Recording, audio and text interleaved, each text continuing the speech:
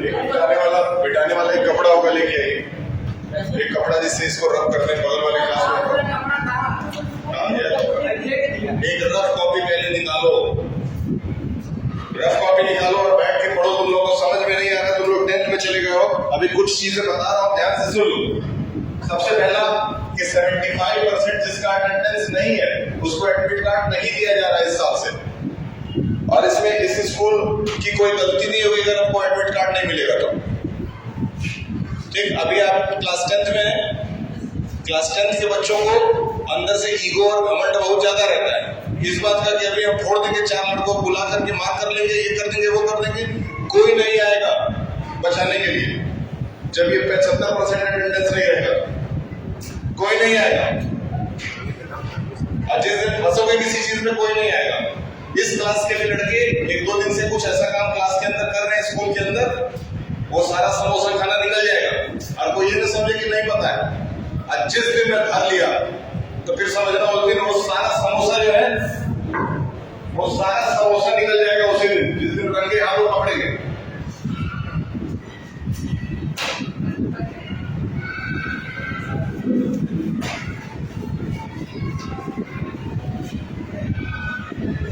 सबसे पहला requirement CBSE का क्या है? 75% अटेंडेंस होना चाहिए। अगर नहीं होगा तो एडमिट कार्ड देने में प्रॉब्लम होगा। एडमिट कार्ड आपको नहीं मिलेगा। मेरे ख्याल से इसमें ज्यादातर बच्चे यूपी बोर्ड के कितने बच्चे हैं? यूपी बोर्ड वाले कितने बच्चे हैं? टोटल कितने बच्चे हैं क्लास में? 20 में से 15 के लगभग यूपी बोर्ड वाले हैं। यूपी बोर्ड वाले बच्चों को 75% अनिवार्य है। इस बार योगी गवर्नमेंट का रेफरेंडम उठा करके पढ़ ली तो एब्सेंट तो बिल्कुल मत करिए, क्लास हीरो मत बनिए। पैसा घर से आ रहा है, पैसा दिया जा रहा है, घर वाले दे रहे हैं, उसका कुछ तो यूज करके जाइए। हम बस इतना कह रहे हैं, जितना पैसा जमा हो रहा है घर से उतना पढ़ लीजिए, ज्यादा मत पढ़िए, उतना तो पढ़ लो।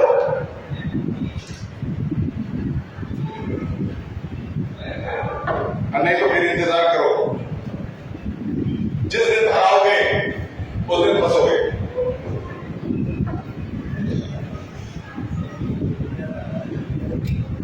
पॉलिनोमियल पहला चैप्टर पढ़ाया गया है कि रियल नंबर पढ़ाया गया है?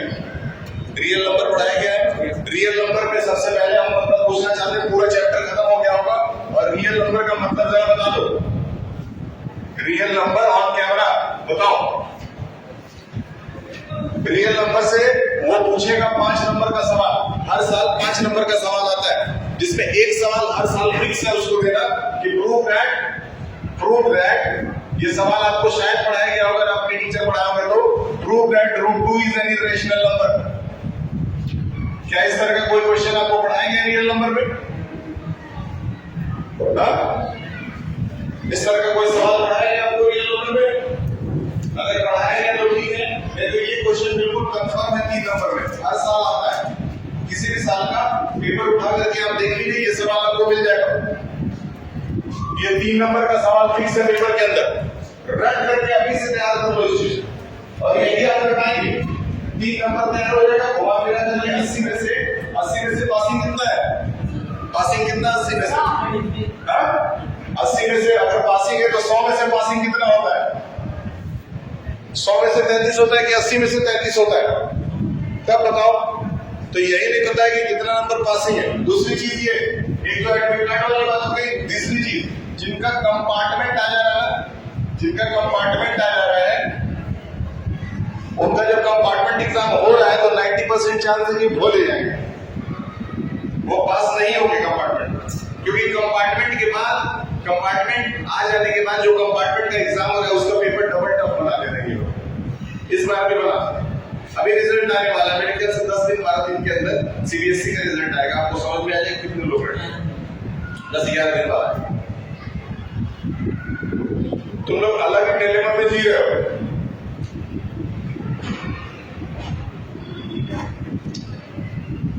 हम चाहते हैं कम से कम हमारा कोई भी बच्चा कंपार्टमेंट में ना पहुंचे। और कंपार्टमेंट में नहीं पहुंचना है तो पहले तो 3 नंबर का सवाल याद करवाना शुरू है। 3 नंबर एकदम फाइनल हो जाना चाहिए। रियल नंबर का मतलब क्या होता है कौन बताएगा? जितने सब हीरो बाजी वाले लड़के हैं डेफिनेशन बताए लाइन से। तुम बताओ, पहले हीरो तुम ही हो क्लास के, रियल नंबर का डेफिनेशन बताओ। समझ में आया? नहीं आता है ना? नहीं आता होगा, तुम बताओ। आप बताइए रियल नंबर का डेफिनेशन।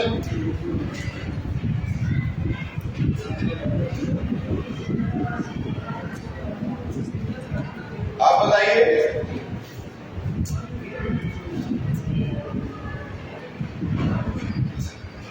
आपके पिताजी ने आपको महंगी गाड़ी खरीदी की है कि वो आपकी गाड़ी है कि किसी और की गाड़ी है? आप किसी और की गाड़ी लेकर के मानव प्यार कॉलोनी में क्या करते हैं? मानव प्यार कॉलोनी देखे कौन सा कोचिंग है वहां? पीसीएम कोचिंग पढ़ने जाते हैं छुट्टी के 10 बाद। हाँ, छुट्टी 10 बाद कोचिंग पढ़ने आते हैं स्कूल ड्रेस में। कौन से कोचिंग पढ़ते हैं आप? एक ही दिन गए थे कोचिंग बस।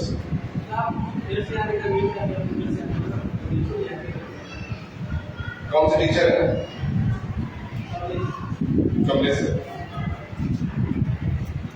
ठीक, अब तो कोचिंग में पढ़ते हैं। रियल नंबर का डेफिनेशन बताइए।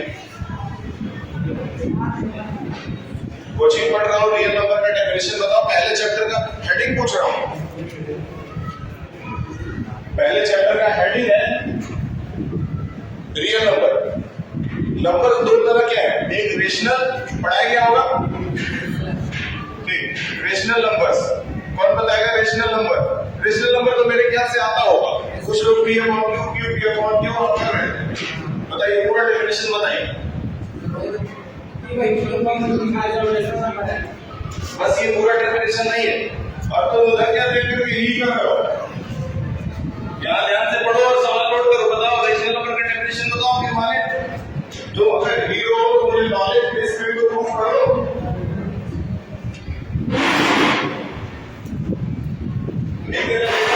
कृष्ण जी वहां बैठे हुए हैं, वो पढ़ा रहे थे और तुम लोग सब लोग सो रहे थे। तुम लोग लाइन से सो जा रहे हो क्लास में।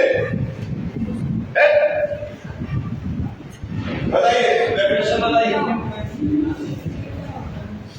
रेशनल नंबर जो है वो पी अपॉन क्यू के फॉर्म में तो होता ही है, जिसमें क्यू की वैल्यू कभी भी 0 नहीं हो सकती है। तो ये पूरा डेफिनेशन आप नहीं बोलेंगे। इरेशनल का कोई एग्जांपल दे दो तो जरा आप हमको इरेशनल का कोई एग्जांपल दे दे। इरेशनल का कोई एग्जांपल बताएं।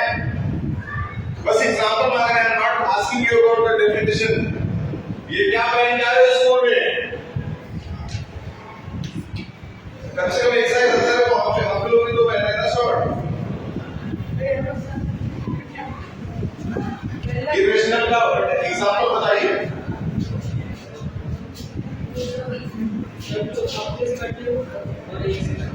अच्छा, तो फिर प्राइम नंबर का डेफिनेशन बताइए। आप लोग बताइए। अभी आप लोग बोल रहे थे मुझे, हम लोग को सब आ रहा है। इरेशनल का एक एग्जांपल ही तो मांग रहे हैं। क्या नाम है? ये 10th 9 तो है नहीं। 9th में नंबर बढ़ा करके प्रमोट कर दिया गया है। जो बच्चे लटके हुए थे, जो बच्चे लटक गए थे, उनमें थोड़ा बहुत नंबर बढ़ा करके सबको प्रमोट किया गया है। मतलब अगर 20 बच्चे थे, 20 बच्चों में से ठीक ठाक 15 बच्चे फेल थे, उनको नंबर बढ़ा करके प्रमोट किया गया है। तो नहीं दिया गया है तो आपको बताना चाहिए था। तो मैथ के दिन एब्सेंट थे ना? हाँ, तो मैथ का मार्क्स नहीं मिला तुमको, मैथ में खाली छोड़ा गया था। अच्छा, बाद में तुम पेपर दिए थे, ठीक है, तुम अपना मार्क्स ले लेना। ठीक है, बताइए इरेशनल का कोई एग्जांपल। रूट वाले वो सारे नंबर्स जो कि प्राइम होते हैं उनको इरेशनल कहा जाता है। जैसे पहला √2, √3, √5, √7, √11, ये सारे नंबर जो है ना वो किसी के भी टेबल में नहीं आए। आप हमसे यही बात बोले ना कि सर वो 1 में आना चाहिए या आप में आना चाहिए। ठीक है, ये बात सही है, लेकिन उसके ऊपर रूट होना चाहिए। तो वो कौन सा नंबर कहलाएगा? और इन दोनों को जब एक साथ मिला दिया जाता है, इन दोनों को जब एक साथ मिला दिया जाएगा तो वो परिवार क्या कहलाएगा? मतलब रियल नंबर में दुनिया के सारे नंबर्स आ जाते हैं, चाहे वो रेशनल हो, इरेशनल हो, होल नंबर्स हो, इवन नंबर्स हो, प्राइम नंबर्स हो, वो सारे नंबर जो है वो आ जाएंगे बिना उस आउट पास काट के। आप लोग मत जाइए, ध्यान में रखिएगा। दूसरा सवाल इसमें आया होगा कि एक्सप्रेस कीजिए, एक्सप्रेस मान लेते हैं 2 to 5 आ गया। रेशनल नंबर क्या होता है? रेशनल नंबर में 2/3, 4/6 कोई भी नंबर हो सकता है। देखो अगर 4/0 लिखा है ना तो रेशनल नंबर नहीं होगा। नीचे वाला नंबर कभी भी 0, लेकिन ऊपर वाला नंबर 0 हो सकता है। क्लास 9 की किताब का 1.1 का ये पहला सवाल है, क्या 0 एक रेशनल नंबर है? क्या ये पहला सवाल है कि नहीं है? उसी तरीके से अगर 0/4 लिखा है तो वो कभी भी रेशनल नंबर हो सकता है। समझ में आया तुमको? क्योंकि आज तक कोई भी मैथमेटिशियन पैदा नहीं हुआ। हंसिए मत, या तो 90% लाके दिखाइए। ये 4/0 है। आज तक कोई भी मैथमेटिशियन धरती में पैदा नहीं हुआ जो कि 4/0 को सॉल्व करे। मतलब नीचे वाला नंबर को आज तक कोई भी मैथमेटिशियन को नहीं कर पाया, जिसकी वजह से उसको अनडिफाइंड कहा जाता है। उसको मैथमेटिक्स की भाषा में क्या कहते हैं? अनडिफाइंड। क्या? और अनडिफाइंड के लिए हम एक सिंबल यूज करते हैं जिसको हम लोग इंफिनिटी का सिंबल कहते हैं। आपने देखा होगा ये सिंबल, इंफिनिटी का सिंबल। याद रखिएगा 4/0 एक कौन सा नंबर है? अनडिफाइंड नंबर है। It is not an rational number. तो रेशनल और इरेशनल समझ में आ गया, रियल आ गया। अब आप क्या करेंगे? एक्सप्रेस 2 to 5 को 2 to the power m into 5 to the power n के फॉर्म में जरा एक्सप्रेस करके दिखाइए। कौन कर सकता है?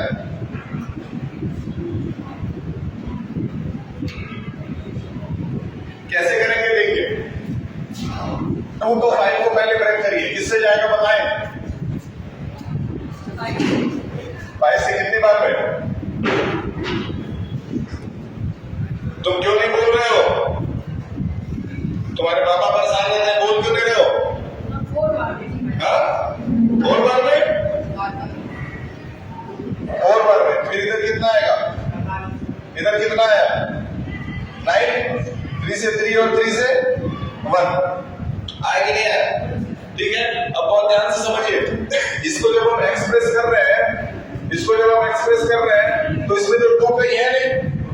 5 कितनी बार है? तो यहाँ 5 के ऊपर क्या आ जाएगा? 2 तो है ही नहीं, तो 2 के ऊपर क्या आ जाएगा? और 3 कितनी बार है? तो 3 के ऊपर क्या आ जाएगा? तो जिसके ऊपर 0 लगा हुआ है उसको लिखने की जरूरत नहीं। तो ये इसका प्राइम फैक्टराइजेशन हो गया पावर के फॉर्म में। ये एक सवाल है जो सीबीएसई कभी-कभी एक नंबर पे पूछ सकता है आपसे। सिंपल, एक नंबर पे। इसको नोट जरूर करिएगा, कहानी की तरफ मत देखिएगा। और एक रफ कॉपी तो बना लो तुमको। तुम्हारे पिताजी कहाँ रहते हैं? तुम्हारे पिताजी क्या करते हैं? बाहर। जैसे तो पढ़ते नहीं होगा। आपके पिताजी सऊदी रहते हैं, घर पे अपने माता जी रहते हैं। तो पढ़ाई में ध्यान नहीं देते और रास्ते में हल्ला करते हो जाते हैं। रास्ते में गाली वाला जो करते हो, क्या करें? हम नहीं करते। बाहर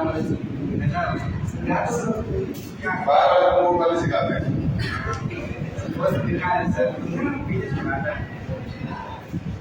चलिए, वो बाहर की बात अलग है। बाहर आप कुछ भी कर सकते हैं, हमसे नहीं मतलब है, लेकिन एटलीस्ट स्कूल में आप अच्छा बिहेव करिए।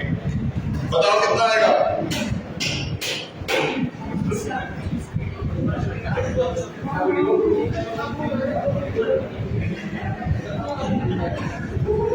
एनसीईआरटी वाली एक बुक दीजिए, उससे कोई इंपॉर्टेंट क्वेश्चन लेते हैं, बोर्ड्स में आया हुआ।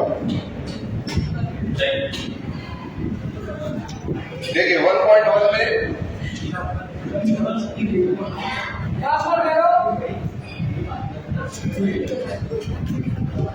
इसको जरा एक्सप्रेस करके दिखाइए, बातचीत या मत करिए। 3825 को 2 to the power n और 5 to the power something पे इसको एक्सप्रेस करिए, ब्रेक करो जरा इसको।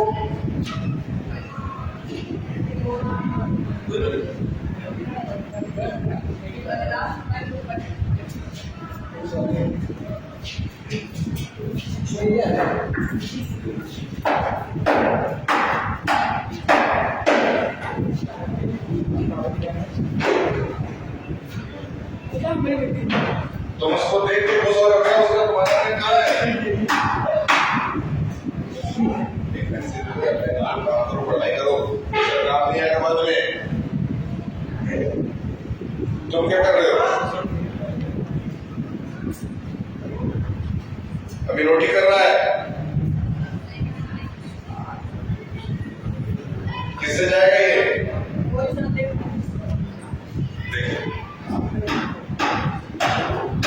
देखिए 3825 को एक्सप्रेस कर दीजिए कि एनसीईआरटी का क्वेश्चन नंबर 1 का पार्ट 2 है।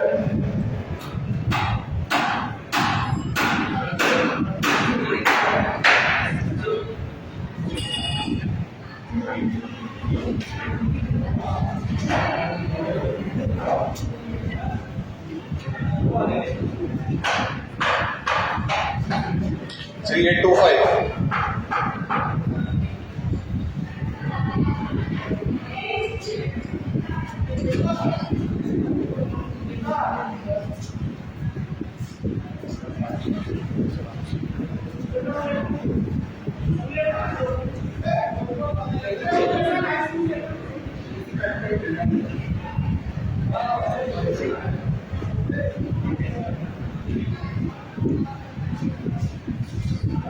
पहले आप 3 से काट सकते हैं इसको। 3 1 जा 3, 3 2 जा 6, 2 बचा, 3 7 जा 21, इतना आया कट के।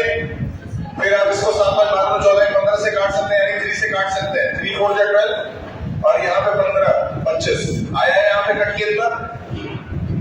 अब इसको आप 5 से काट सकते हैं। ये काटने अगर नहीं आएगा, इतनी सिंपल चीज है, थर्ड फोर्थ के बच्चे उड़ा देते हैं ऐसे क्वेश्चंस।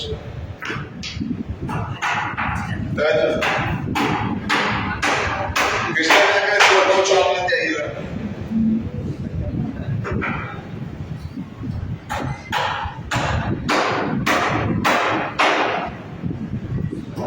उसको 4 to 5 को 5 से काटो, 5 से कटेगा, कितना आया?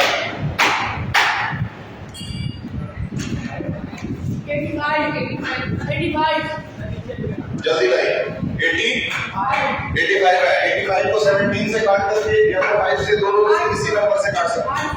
5 से काटिए, वेरी गुड। 17 को 1 से काट सकते हैं, 17 को 17 से ही काटेंगे। 22 से गया 17 बार में और 17 से गया एक बार में। क्या ये क्वेश्चन इसके पहले आपने घर में लगाया था?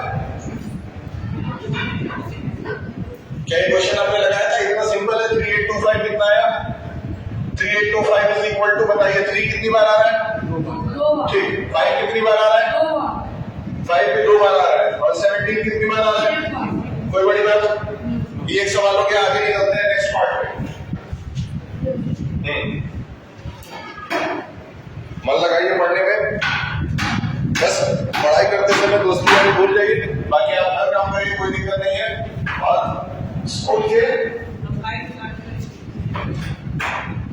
अब ये बताइए, कैसे काटते हैं? कैसे काटने से क्या है? बस अब ये देखिए कि वो सारे नंबर जो मैं लाया हूँ वो आपके में आ रहे हैं कि नहीं आ रहे? सेम नंबर आ रहे हैं कि नहीं आ रहे? आ रहे हैं, ठीक है।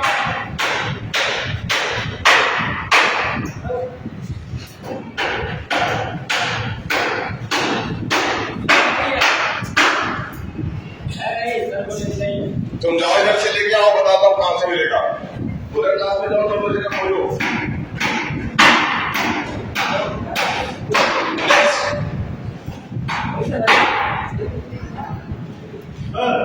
बताइए,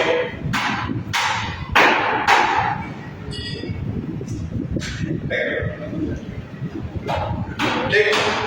ये तो एक पार्ट हो गया। दूसरे पार्ट में जो क्वेश्चन है उसमें एक फॉर्मूला आएगा, HCF into LCM is equal to product of two number। पहले पढ़े ठीक। एक सवाल उसमें लगाते हैं, ये भी बोर्ड में इसने दिया है। ये मान के चलिए एनसीईआरटी का लगभग हर तरह का क्वेश्चन ये बोर्ड में पहले हो चुका है। ठीक है, क्वेश्चन आपको टोटल मिलेंगे कितने? 37 सवाल। देखिए 37 सवाल टोटल आपके पेपर में आएंगे और 37 सवाल को करने के लिए 180 मिनट है। अगर हम 37 को 180 से डिवाइड करते हैं तो लगभग 6.5 मिनट का समय एक सवाल को करने के लिए मिलता है। 6.5 मिनट में एक सवाल लगाना है, जिसमें आपको 15 से 20 एमसीक्यूज भी मिलेंगे। मतलब पास होने भर का इंतजाम एमसीक्यू में ही रहता है अगर बच्चे सारे एमसीक्यू सही कर लेते। उसके बाद 1 नंबर के क्वेश्चन, 2 नंबर के क्वेश्चन, 3 नंबर के क्वेश्चन, 4 नंबर के क्वेश्चन और 5 नंबर के भी केस स्टडी वाले क्वेश्चन है। मैक्सिमम आप 5 से 5 सकते हैं। यहाँ पे फॉर्मूला आपके लिए आएगा HCF into LCM is equal to A into B कर दीजिए। A into B का मतलब प्रोडक्ट ऑफ टू नंबर्स। अब यहाँ पे आपको 2 नंबर्स दिए हुए हैं, एक दिया है 26 और एक दिया है 91। 26 और 91, जिसमें याद रखिए 26 A है और 91 B है। ठीक, तो यहाँ क्या रखती है 26 और यहाँ क्या रखती है 91। 51 बोल रहे हो? अब 26 और 91 का एलसीएम भी निकालिए और एचसीएफ भी निकालिए। सबसे पहले चलिए एचसीएफ निकालिए। 26 और 91 का अगर एचसीएफ निकाला जाए तो कोई बता सकता है कितना आएगा?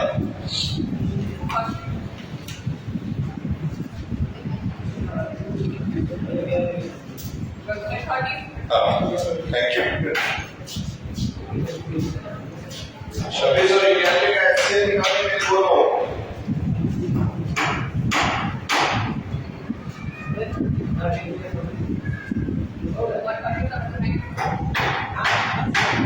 ठीक है, 13 से काट दें और इधर 7 से काट दें। तो 26 और 91 के अंदर एक तरफ 2 into 13 मिल रहा है और एक तरफ 13 into 7 मिल रहा है। Only I think 13 is the common number। तो इसका मतलब HCF कितना हो गया? अब LCM पे आते हैं। LCM निकालने के लिए दोनों को एक साथ ले लेते हैं, 26 और 91। 2 से काटे कितने बार में? 13। 91 को ऐसे छोड़ देंगे, 13 से एक बार में 7 बार में, ये 7 कट गया। बताएं कितना आएगा मल्टीप्लाई करके? तो कहां हो गया फिर से? वो कितना आएगा बताओ? इनको भी अपने कोचिंग में लेके जाइए, पीसीएम वाले में। कम से कम कम्युनिस्ट पे ध्यान देंगे एक घंटा। 182 आ गया। 182 छोड़ो।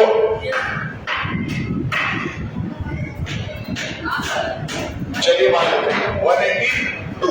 अब अगर आपका सवाल सही है, अगर आपका अभी तक का सवाल सही है, तो इन दोनों का प्रोडक्ट और इन दोनों का प्रोडक्ट एक बराबर आना चाहिए। तो इन दोनों को मल्टीप्लाई करके जो आंसर आएगा वही इन दोनों को मल्टीप्लाई करके अगर आ गया तो आपका सवाल सही हो गया। आप मल्टीप्लाई करिए उसको बताइए। आउट पास काट लिए, मेरा बाहर मत जाना।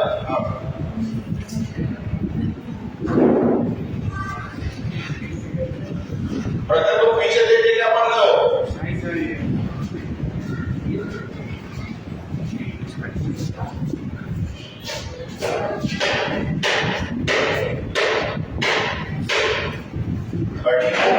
से मल्टीप्लाई करना है, उसको याद नहीं बोला नहीं कर पा रहा।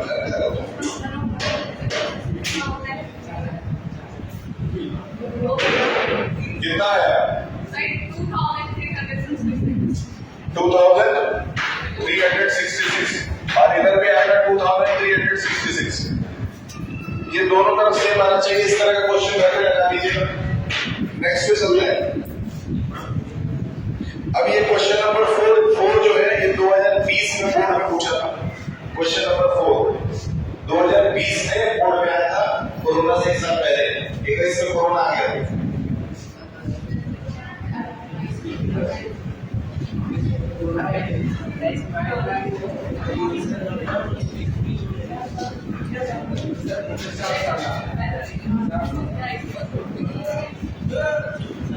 सवाल है given HCF 657 is equal to 9.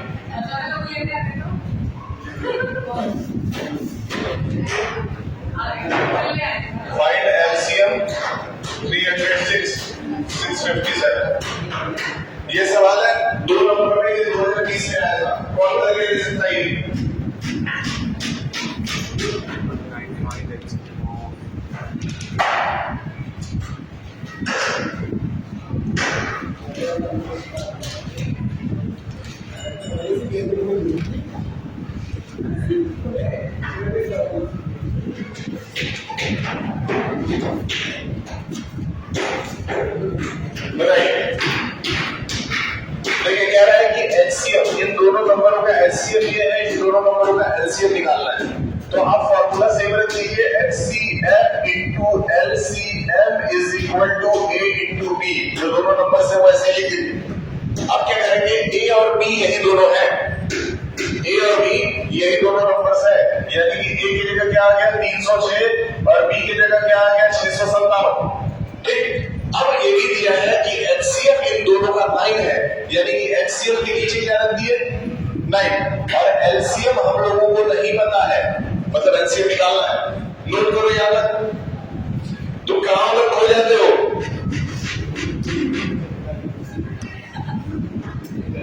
तुम लोग खो जा रहे हो, तुम लोग अपने घर के बारे में, किसी दोस्त के बारे में सोचने लगते हो।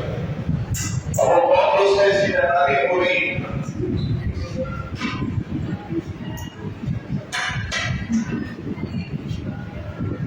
एलसीएम निकालने के लिए आपको क्या करना है, एलसीएम को इधर ही छोड़ देना है, 9 को उठा के नीचे कर देना है। ये 9 नीचे चला जाएगा तो 306 into 657 डिवाइडेड बाय 9 आएगा। बताइए कितना है, सॉल्व कर। ऊपर नीचे के दोनों नंबर्स मल्टीप्लाई होकर के 9 से डिवाइड हो जाएंगे, या 9 इससे कट सकता है तो डायरेक्ट काट दीजिए। चलिए जल्दी करिए, जल्दी करिए।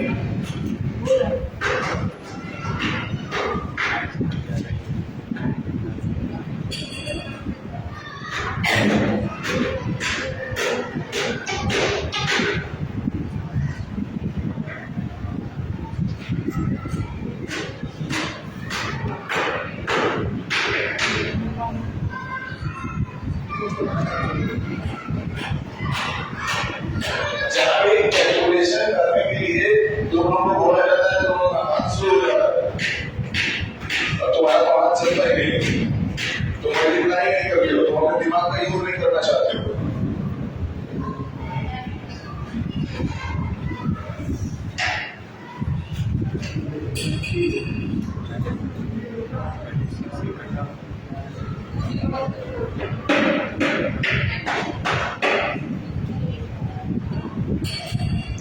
ठीक है, चलिए इसको इससे काटते हैं पहले।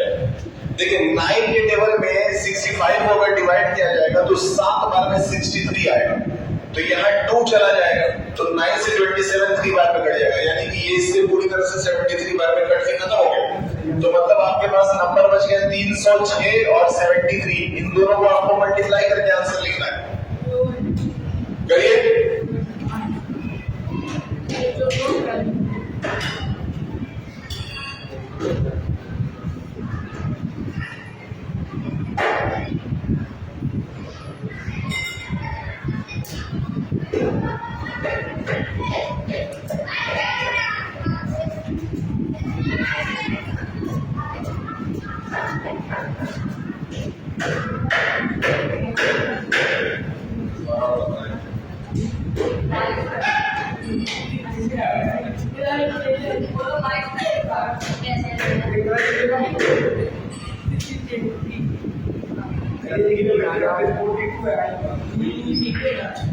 कितना है बताएं?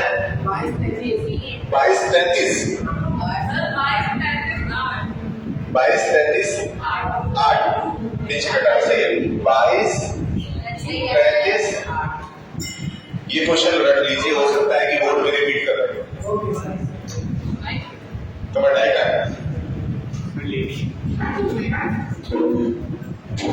22-33 8, इसका आंसर भी रट लीजिए, हो सकता है ये रिपीट कर दे क्योंकि बहुत इंपॉर्टेंट क्वेश्चन है।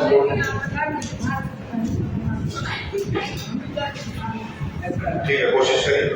अब नेक्स्ट क्वेश्चन दे रहे हैं, इसमें आप ही बस करके दिखाइए।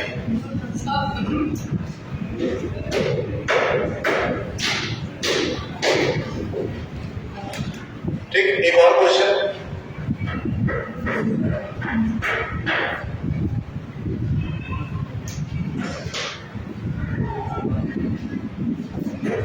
Explain why 7 into 11 into 30 plus 30। Note करिए इसको, बहुत इंपॉर्टेंट।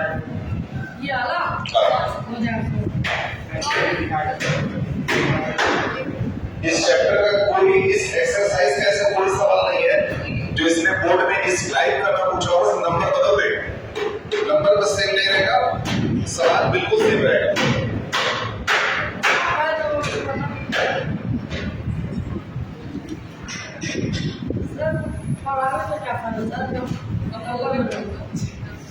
हाँ बताइए।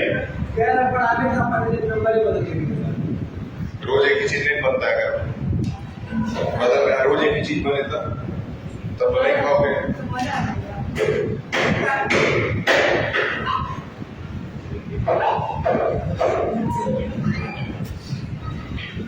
तुमको मजा दिलाएंगे, तुम चिंता मत करो। ठीक, अब सबसे पहले यहाँ पे सवाल क्या देखिए, explain why 7 into 11 into 13 plus 13 is a composite number। कौन बताएगा कंपोजिट नंबर क्या होता है?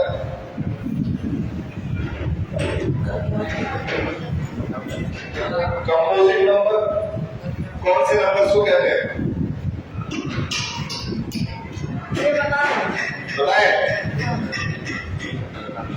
Composite number are those number that have more than 2 factors. जिनके 2 से ज्यादा फैक्टर्स होते हैं वो कंपोजिट होते हैं। जैसे सपोज 10 एक नंबर है, तो 10 जो है फिर एक के टेबल में भी आता है, 2 में भी आता है, 5 में भी आता है, 10 में भी आता है। तो इसके 2 से ज्यादा फैक्टर्स है कि नहीं? उसी तरीके से अगर 4 ले लें तो 4 जो है 1 के टेबल में भी आता है, 2 में भी आता है, 4 में भी आता है, मतलब 2 से ज्यादा फैक्टर है। क्या ध्यान दो, 6 के 2 से ज्यादा फैक्टर है कि नहीं? ये सारे नंबर कंपोजिट नंबर है। तो क्या ये भी एक कंपोजिट नंबर है? इसको प्रूव करना है। कैसे प्रूव करेंगे, बहुत ध्यान से देखिए। मैथमेटिक्स का रूल क्या कहता है? 7 into 11 into 13 और प्लस 13 अगर लिखा हुआ है, इसका सीधा मतलब जितने लोग एक दूसरे के साथ मल्टीप्लाई हो रहे हैं वो सब एक ही परिवार के हैं।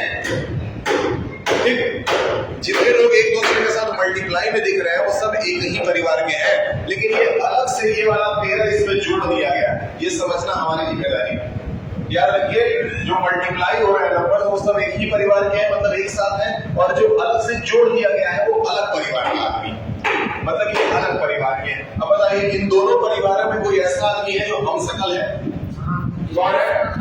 मतलब 13 हमशक्ल है। तो जो हमशक्ल है उसको परिवार से बाहर निकाल दीजिए, मतलब ये 13 ये हमशक्ल थे इसलिए इनको बाहर निकाल दिया गया। इन दोनों के पास कौन कौन बच गया? एक 7 बच गया और एक यहाँ पे प्लस का साइन था, लगा दिया गया।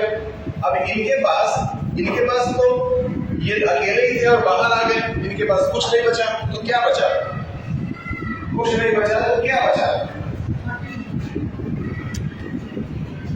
कुछ नहीं बचा तो क्या बचा? मैथ्स की भाषा में जिसके पास कुछ नहीं है उसके पास 1 है। याद रखिए, मैथ कहता है जिसके पास कुछ नहीं है उसके पास 1 है। ठीक है,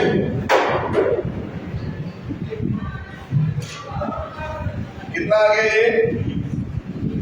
78 into 13। अब एक बात बताइए कि क्या 78 एक कंपोजिट नंबर हो सकता है?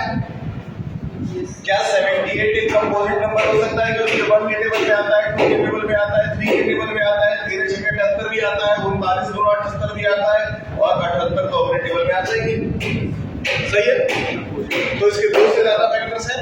तो अगर एक कंपोजिट नंबर को किसी भी दूसरे नंबर से मल्टीप्लाई करेंगे तो आंसर कंपोजिट ही आएगा। सही है? है ना?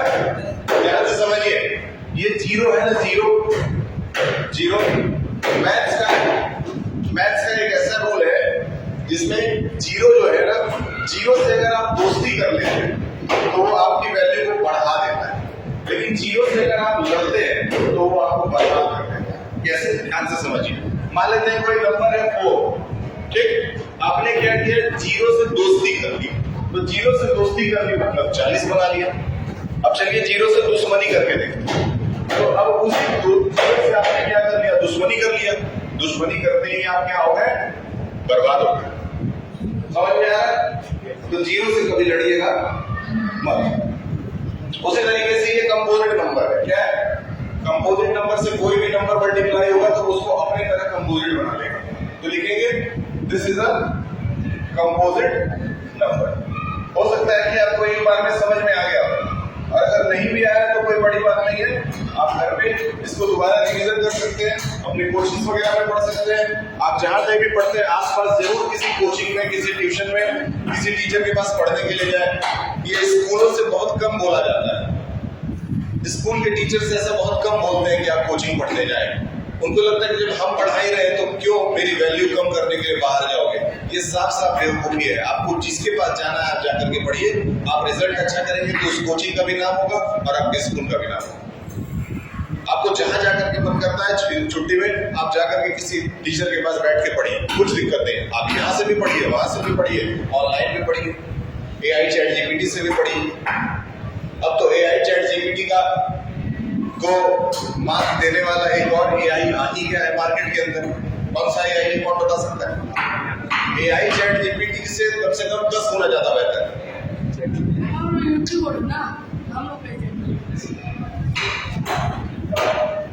इस AI का इस्तेमाल जिसके बारे में बात कर रहे हैं, उस AI का इस्तेमाल जो अमेरिका ने वेनेजुएला के प्रेसिडेंट को उनके घर से उठाया, आपने सुना होगा, प्रेसिडेंट को जाकर के वो सो रहे थे, उनको बिस्तर से उठा के लेके चले गए।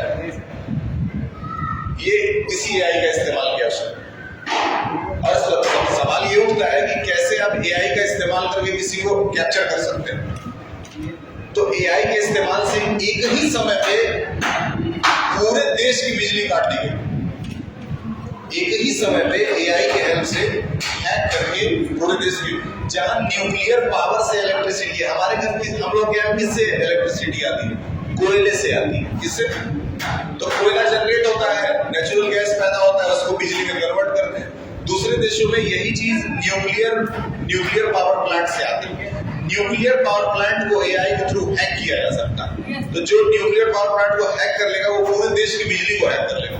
तो एक ही बार पूरे वेनेजुएला में बिजली ही कट गई जब ये लोग ऑपरेशन कर रहे थे, और वो इसी AI के हेल्प से हुआ था, जिसका नाम है क्लॉड। आपने सुना हो? अगर नहीं सुना है तो इसको जाकर के अपने फोन में डाउनलोड कर लीजिए। It is 1000 times better than AI chat GPT। Claude इसको बनाने वाली कंपनी जो है एंट्रोपी, क्लॉड बाय एंट्रोपी, ठीक है, ये अमेरिका ने ही डेवलप करा है। और अभी इजराइल ईरान ये सब जो वॉर चल रहे थे उसमें बहुत ज्यादा क्लॉड का यूज हो रहा है। ईरान के अंदर एक महीने से इंटरनेट गायब है, वो सब अपना इंटरनेट काट दिए, जबकि इजराइल एक डेमोक्रेटिक कंट्री है ना, उन्होंने अपना इंटरनेट नहीं काटा है। तो जब भी इजराइल पे बम गिरता है ना तो टीवी पे दिखता है, क्योंकि वहां इंडियन न्यूज एंकर्स भी जा रहे हैं, दुनिया भर के न्यूज एंकर्स वहां जाते हैं, रिपोर्ट करते हैं कि देखिए ये बम यहाँ गिरा है, यहाँ भी ये विनाश हो गया, ये टूट गया।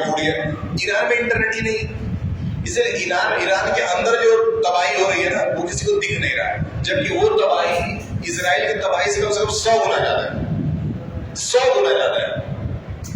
ईरान को अब इतना पीछे कर दिया गया इस वॉर के अंदर कि 25 साल कम से कम उनको लग जाएगा दोबारा से बनने में, मिनिमम। तो अब टेक्नोलॉजिकल युग है और आप लोग यंग लोग हैं, 14-15 साल 20-15 साल यूज है, कम से कम कुछ नहीं तो AI का अच्छा इस्तेमाल सीख लो और मैथ सीख लो।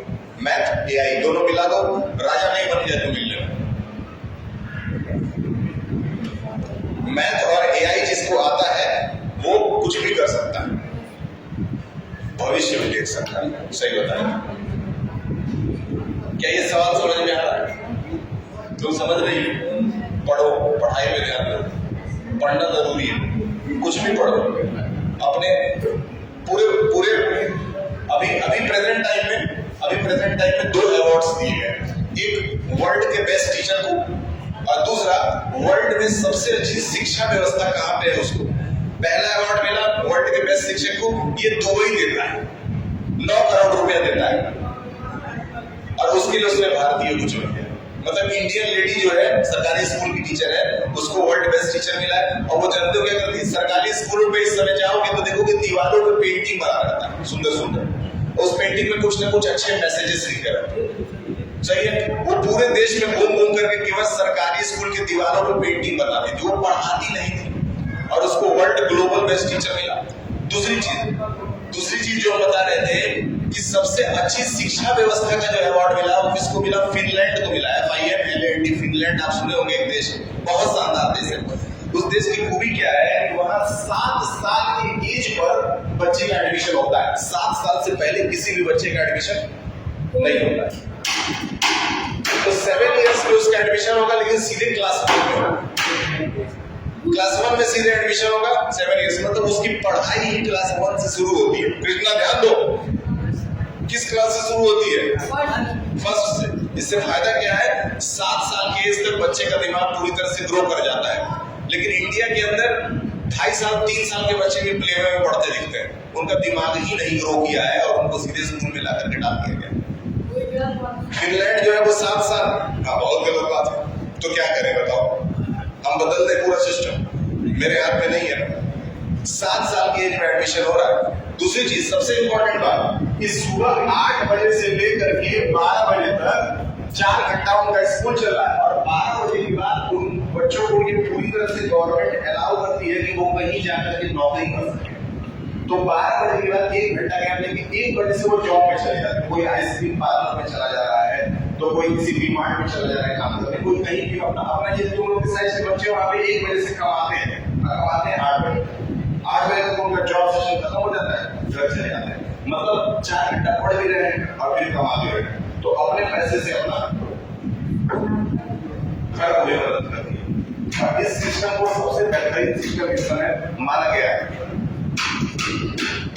अब ये सवाल होता है कि हम ये सब बकवास तुम लोग क्यों बता रहे हैं? हम बस इसलिए बता रहे हैं कि अभी से कोशिश करो कि तुम्हारा जो जितना कम से कम जो फीस है ना, जितना तुम्हारे पैसे, जितना तुम्हारा फीस वगैरह दिया जाता है स्कूल में, उतना पैसा कमा लो। अब उतना पैसा कमाने के लिए बहुत सारे सोर्सेस से दिमाग लगाओ।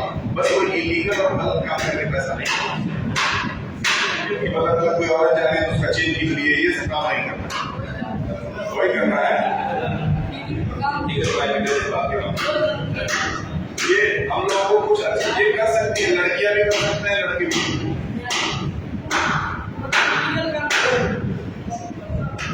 इलीगल काम नहीं करते। इलीगल काम हम नहीं सिखा सकते।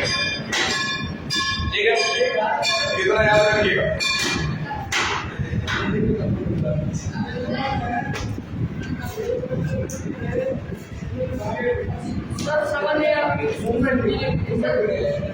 आप तुम तो घर पे ज्यादा पढ़ते हो, फोकस ज्यादा घर पे करते हो। तुम घर पे पढ़ो, यहाँ पढ़ो, बस किसी बच्चे की वजह से स्कूल का कोई डिसिप्लिन या माहौल